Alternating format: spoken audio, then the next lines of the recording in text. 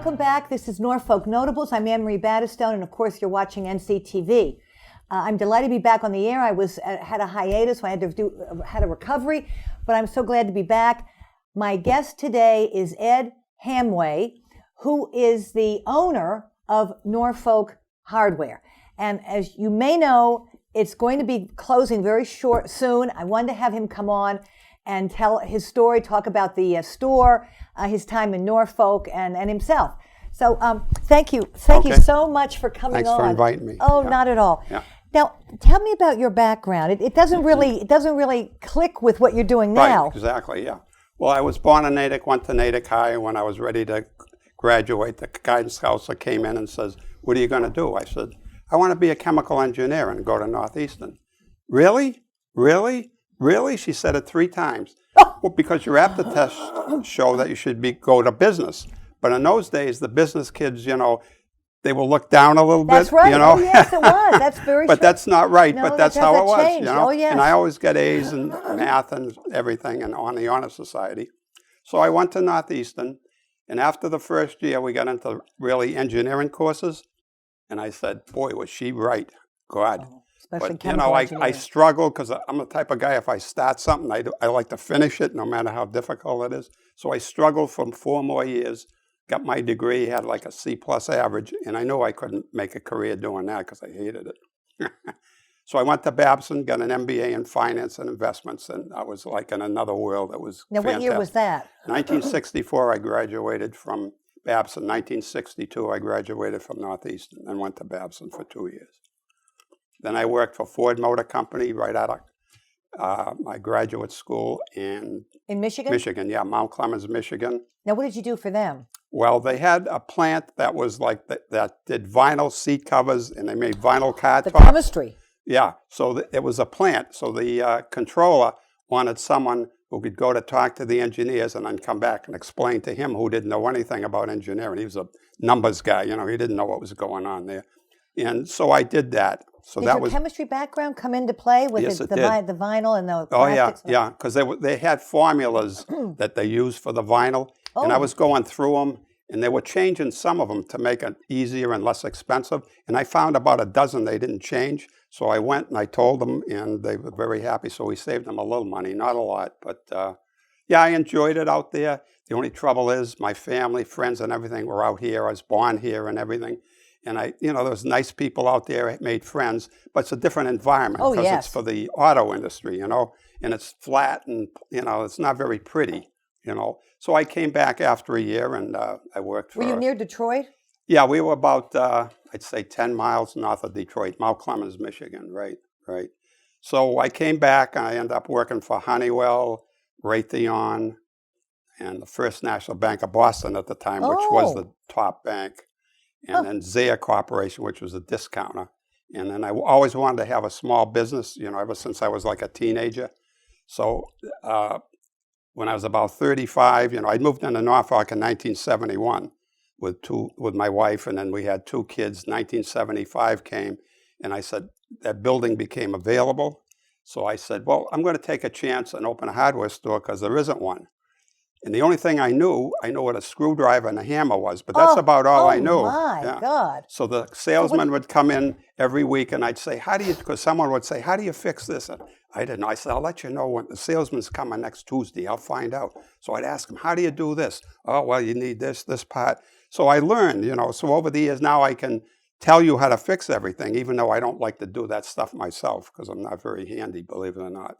And then we've been there since 75. But you had quite a bit of business at the time, right? Oh, yeah. Was there a kind of like a lot of building at the time? Oh, yeah. When we got to the late 70s, early 80s, the town boomed. Everybody wanted to move to Norfolk. There was plenty of open area. The train went right by. It was fantastic. So we were going crazy. Like for 15 or 20 years, we had like 5 or 6 builders, painters, everybody, had accounts with us at the time. And that was a real good run, fantastic. And then the 2000s came and things leveled off. There wasn't as much building, and they had that financial crisis. So that slowed things down. And now it's sort of level because they're not doing much in Norfolk building. They're building these condo things, but that's about it. So that's where we're at. Yeah. Well, of course, everything, of course, with the big box stores. Yeah. Well, that didn't affect us that much. No, it did. Oh. Not really, because we're sort of a little bit away from them. And, Norfolk tends to be, what do I want to say, upper income area, middle to upper income. It's not like low income area. So people would want to come in instead of driving, miles and spending time to save $2. Why not go here, save an hour in gas. So it was good. We didn't really, I think the thing that affects us now more is the younger generation, the millennials. They don't like to fix things. They don't know how. Number one, they don't know how. So they don't like to fix things. So they either throw them out and buy a new one or hire someone to do it. So that has an effect on us because, that's the type of people in Norfolk now, a lot of them. Well, you are that was the only store, and I've still got it at home, and it's all beat up. You have sold a certain kind of drain that I couldn't find anywhere else. Yeah. We still have a little of that left. Yeah. I went over there, and that's how I found out you were closed. I went over there, and I said, we're out, things are being sold. I said, oh my God. So, you had a lot of things, and I used to get my paint over there. Oh, yeah. Well, over 45 years, I tailored the inventory to the town. At the beginning, there was things in there that wouldn't sell because I didn't know it was a salesman that came in and stocked the store. So I weeded things out and then brought stuff in that I thought was, more appropriate for the area and the town. Did you always have Benjamin Moore in there? Yes, I did, yeah. Do you have to qualify with them to sell them? You have to, if there's... The way it used to be is they'd only put one in a town. They wouldn't do, that was way back. So you had to give them a financial statement. They got to make sure you, financially able to, do the business and pay them. And that's about it. Once you did that and they cleared you, then you were fine. Because you wouldn't see it just everywhere. And even to this day, I don't think you see it everywhere. But now they've changed it a lot because the family that owned it and started it, sold it off and everything. And so the new people, Warren Buffett actually owns it. You probably know Warren Buffett. Oh.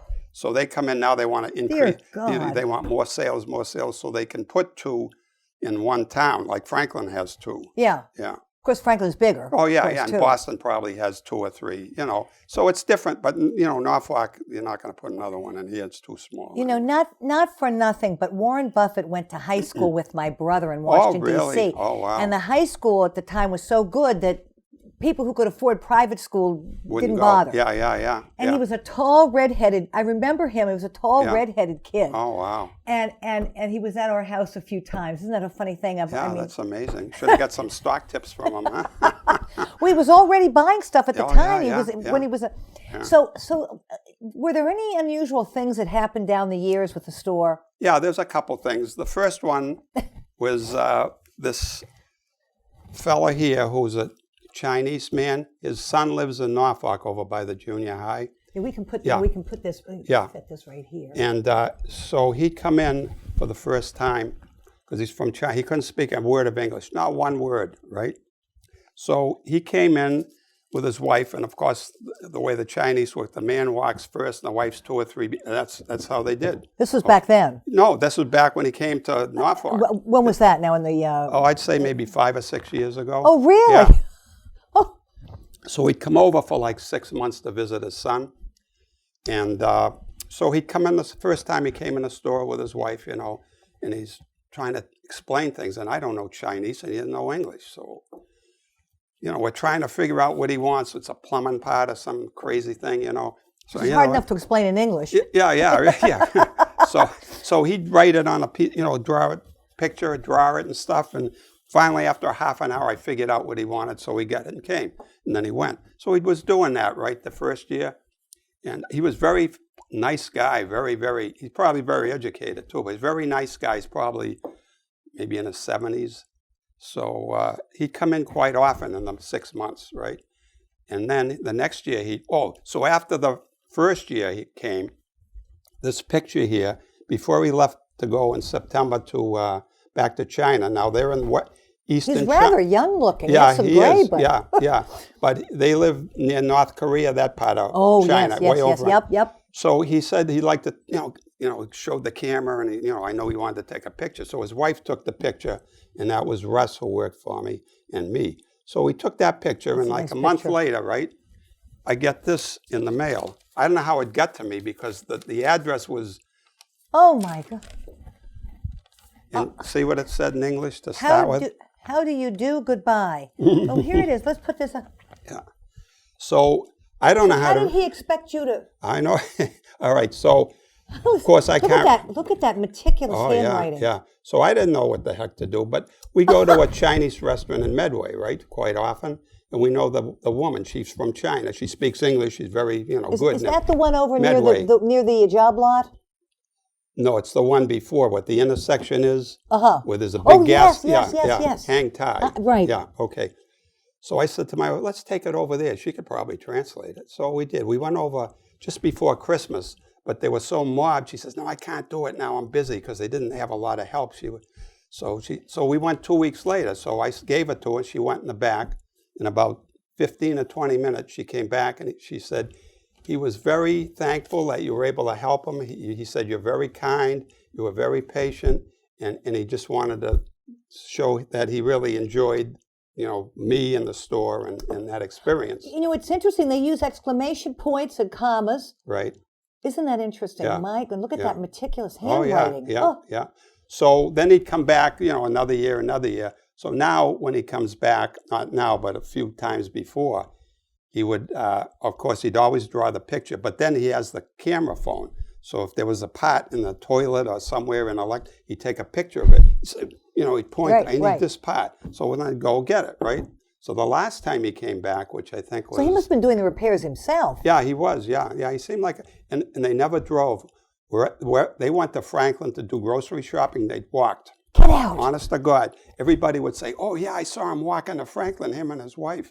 And they always walked because he couldn't drive. And his son works all day long. But you think they would have taken him at night? Yeah, well, but they're in good shape. Okay, so the last time he came, now he has a translator. So he speaks in Chinese, I need this and this and that, and then he shows me the English. So it's a lot better now. So he went back in the fall, I think. Now, what about this building? You were going to talk to us about... Yeah. Okay. This building, let's see, was built in 1870, and it was a tomato canning factory, Mann's Canning Factory. Really? And what it was, that's this over here. I heard that from somebody the other night. It's a canning factory. Yeah, they used to, farmers would bring tomatoes, beans, and everything, and they'd can them there. And there was a railroad spur right behind the building, came right up to a platform. It's not there anymore. What is a railroad spur? What is that? It means a little section that comes off so they can go listen and back on the main drag again. Okay. So it just takes them off so they can load and unload. So they did that, and then there was a fire. Fire burnt that whole building down, and then it was rebuilt again in this farm, which is similar to what I get. But now, who's this here? Well, that's that's not us. This is more us. Yes. But this is the Gilmore guy. They used to have grain. Oh, the Gilmore from Walpole. Yeah. Grain, feed, seeds for the farmers and the people that. He's there now. Because there was a lot of cattle and cows and everything. So they would do that. And then it got so of course, that burned down. I think I mentioned that. So that was 1870. So that building's 150 years old. Huh. Yeah. Now, and this one over here on the right. All right, that's when I moved in. And when I moved in, we squared it off. See how there's like a jog? Yes. Well, we squared it off, which is the way it is now. And that's where we were. Gee, I wonder if now the owner of that building owns this plaza here. Yeah, right, yeah. Have you heard what he's planning on doing? Or no, that building needs a lot of work, and it depends what they're going to do. I mean, they put a restaurant in or some other business. They're going to have to do a lot of remodeling and stuff. Oh, a lot for restaurant. I mean, they'd have to install the kitchen and everything. Oh, yeah. So it's an odd. They have to take the walls down. It's an odd shape. He's pleading with me to stay, even lowered the rent $600. He said, if you stay, January, February. Well, I'll think about it. But the time is here. Time's right. Besides, your inventory is down now. Yeah. Oh, yeah. Well, I did a big sale on Facebook, 50% off, and they cleaned us out. And then other stores that I'm friendly with are buying the paint off us and some of the equipment. So yeah, we're real low now, right? Yeah. So were there any other unusual things that happened that you remember of people coming in or funny stories that you have to tell? I think last year. It's not really funny, but it's unusual for a retail store. this Hispanic painter comes in. He speaks good English, but he Yeah. was born in Brazil or wherever. Lives in, I think, Milford now. So he'd be buying paint from me. And he came in recently last year, and he paid for the paint and everything. And he said, "Do you mind if I say a prayer?" I said, "No, I don't care." So I thought he was going to say the prayer, right? So I'm standing there looking at him. He says, "Well, bow your head." So I bowed my head. He said the prayer was Catholic. Yeah. And that was about the only unusual thing that. And what was the purpose of it? Well, he must be very religious, and he said, "Thank you for being here. You're very nice. You've helped me along." It was sort of like a thank you prayer, and I hope you stay healthy and all that type of thing. I'm guessing that's Pentecostal. Well, whatever it is, he's from South America, and I know a lot of Catholic in South America. But a lot of the ones that came to the United States weren't very welcomed by the Catholic Church. And a lot of them, a lot of Hispanics, of course he's Brazilian, but like my husband's people too. Oh, really? And so they would open these storefront churches. Oh, yeah. Because they weren't really welcomed in the Catholic Church. Right, exactly. So they became essentially Protestants. Right. Yeah. Well, maybe that's what it was. I don't know. But so that's everything else is just regular people coming in, buying stuff, leaving. Nothing crazy happened. I mean, nothing crazy in the store. You were never no hold up or anything? No, we never had. There was one in this section here. I think it was on the right where the insurance guy is. Yes. That used to be a variety store, really? like Linda's was. Uh-huh. And I think one night, there was a policeman and then his wife worked there. They were an older couple. And I think that got robbed one night. And that was the only time, any of the businesses here. I mean, there's been break-ins and, on Route 1A and some of over the years way back. Yeah. But nothing really. And then there's. Well, you're kind of set back there, though. It right. would be kind of easier because you're. Yeah. Now, where are your people from originally? Your grandparents? They were from Damascus. Yeah.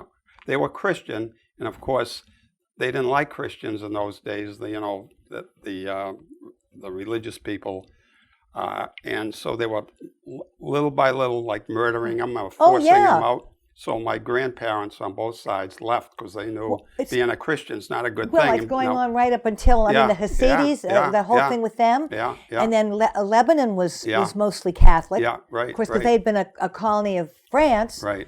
And now I think it's like 70 or 80% it's Muslim now. Right. Yeah. So the Muslims were moving. They didn't like Christians, so they left, came here maybe the late 1800s, maybe 1890s, and then they met here. And but that was married. quite a ways for them to go. I mean, it would have been easier for them to go to Europe. Some of a lot of them couldn't speak English, so they come over to Ellis Island. They try to tell, speak to them and this and that. And I think one of my grandmother's, brothers came over, and I don't know whether he came by himself or something, but he came in, he didn't know English or anything, and he ended up sending them, and he came into the country, and they lost track of him because they didn't know where he went. He couldn't speak English, so there was no record of, this guy coming in. So, but. So none of your people settled in the South End? No. It was South Natick and Natick. So was that more of a Syrian community? No, not really. No, Arabic. Not really at all. Yeah, no. Because I don't know if they still have it, but I mean, there was even a restaurant called the Red Fez. Yeah, I've heard of that. I've heard of that. Yeah. In the South End. Yeah. Yeah. No, there was a lot of Syrian people where you said too, a big church too, and that type of thing. But there weren't too many in Norfolk. in Natick. Now, what do you think you're going to be doing with yourself? That's a good question because I don't golf anymore. Oh. I'm not a fisherman. I'm not handy. I don't have hobbies, and I hate to read. I don't hate to read, but I'd rather not unless it's something really interesting. I don't like fiction. I like, Now, do you get the Wall Street Journal on Saturdays? No, I don't. Because it's... Yeah.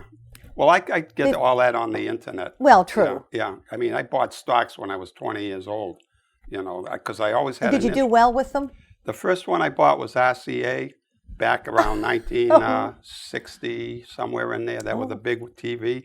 So I bought 2 shares of that for $55 each. So that was $110. Like 5 years later, it split 3 for 1. Now I got 6 shares, and then... Well, what's the company now? It was bought out by GE. Oh, okay. And then GE might have sold it or something Right. like that. But I was always RCA, my interested in God. stocks, at the time. But then I said, gee, this is easy. You call up, you say, I want this, and you call back to sell it, and I said, this is easy. I mean, I can make a fortune.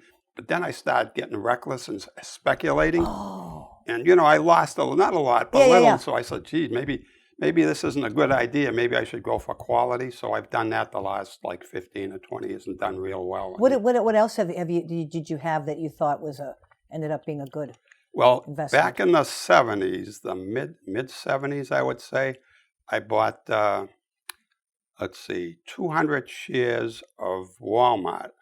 Oh. No, 300 shares of Walmart at $11 a share. Oh. Right?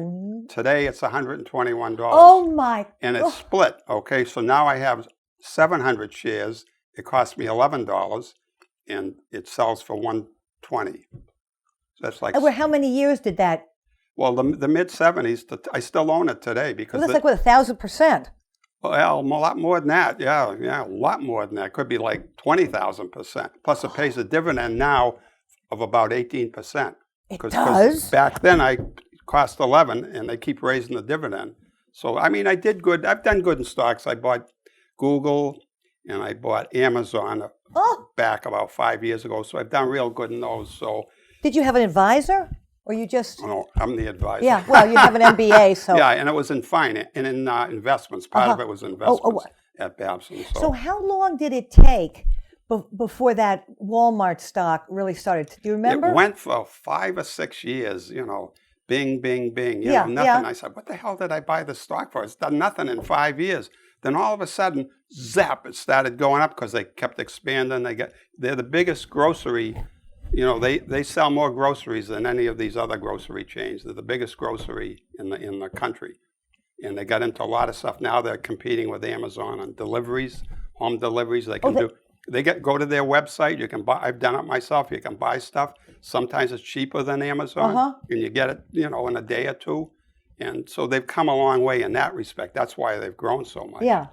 It seems like the stores are a little less hectic now than they used to, a little less crazy. Right. Yeah. Because a lot of people shop online now, so you can get stuff and go to Walmart store and pick it up. Huh. Not even have it delivered. One thing, I don't know if it would be of any interest to you, but I know that there was a program where seniors who were retired, who had been in investing, who had MBAs, would go and talk and sort of advise, say, older teenagers at the schools, and or even and so that I don't know if that would be your cup of tea. Yeah, it wouldn't be too. I wouldn't mind doing something like that. Maybe. I don't know where you would, you would. Yeah. Well, they do have courses in stocks in because my grandson's 18, and last year, because I was at a table with my daughter and her husband and family, and of course he's my grandson, and I was saying something about, geez, I'm the only one in my family ever bought stocks. My father, grandfather, brothers, nobody ever bought stocks. And my daughter says, well, Zachary has a course in stock market, and he's very interested. And I said, well, that's great. At least somebody maybe learned something along the way, but.